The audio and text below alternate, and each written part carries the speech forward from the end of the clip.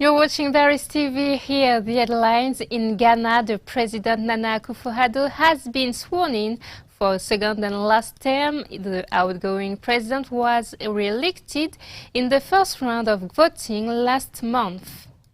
Also in Ghana, where scenes of chaos occurred yesterday night in Parliament, the army had to intervene to restore calm between members of the ruling party and the opposition. Finally, in Senegal, the country is facing a second wave of COVID-19.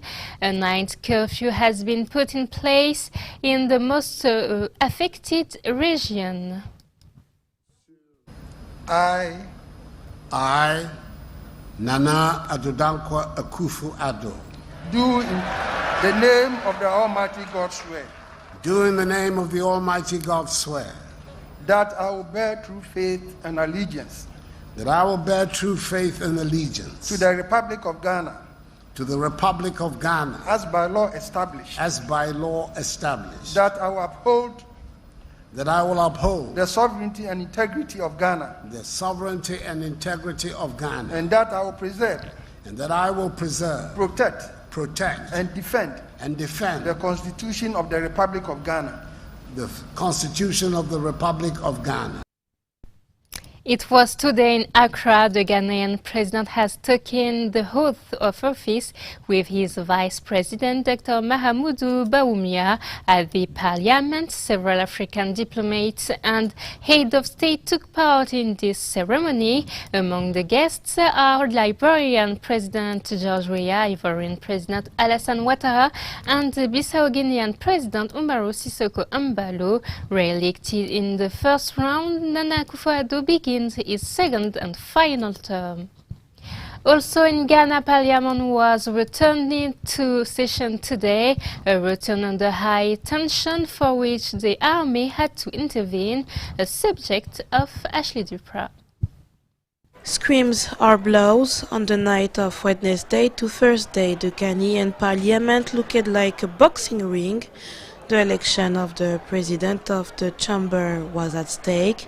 While the vote was in progress, one of the deputies tried to grab the ballot box, a fantastic situation which has nevertheless initialed weeks of tension between the members of the ruling party and the opposition which is contesting the re-election of President Nana Akufo-Addo, but which has the next vote is nonetheless acceded to the presidency of the chamber by the person of Alban Bagbin. To put an end to what some people call chaos or shame, the army had to intervene. A precarious calm seems to have returned in the hemicycle. The different camps, each with 137 elected deputies, will have to tune their violins in the coming weeks in order to recover an economy hard hit by the coronavirus pandemic.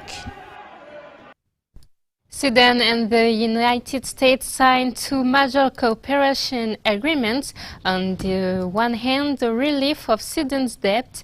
The U.S. pledged to help Khartoum pay off $1 billion of debt owed the World Bank. The Sudan will be able to obtain new loans, which it had been denied for almost 30 years under the reign of Omar al-Bashir.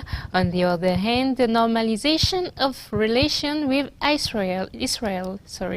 These agreements come a few weeks after the official withdrawal of Sudan from the list of states supporting terrorism.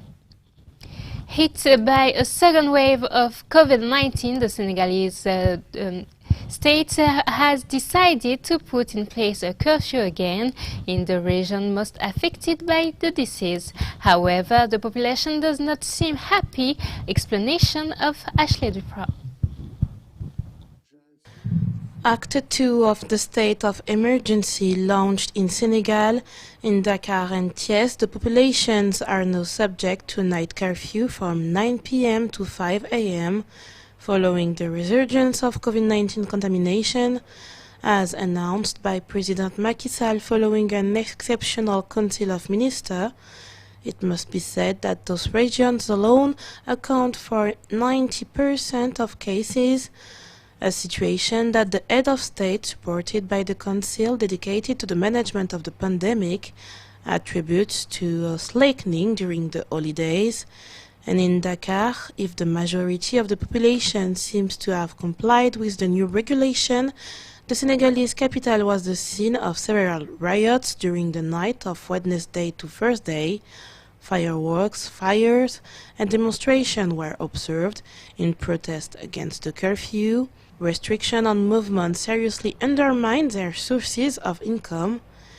In reaction to the discovery of the first case of COVID-19 last March, a nighttime restriction that had generated violent demonstrations and which was eventually lifted in June.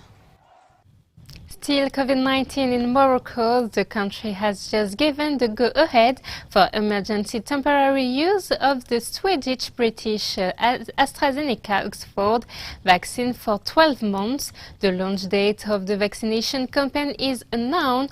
Priority will be given to health personnel and people weakened before spreading to the rest of the population. An order for 25 million doses has been placed, with the aim of vaccination about 80% over the 80s. Finally, in Tunisia temporarily reopened its borders with Algeria.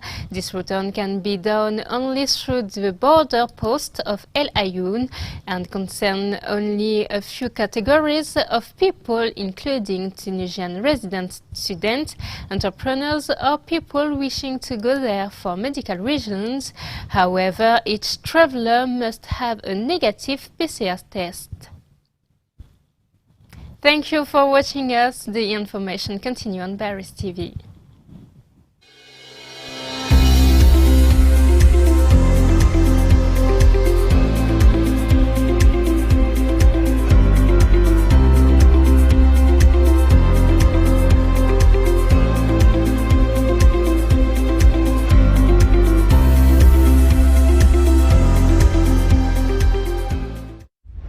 Paris TV, première chaîne bilingue dédiée à l'actualité africaine.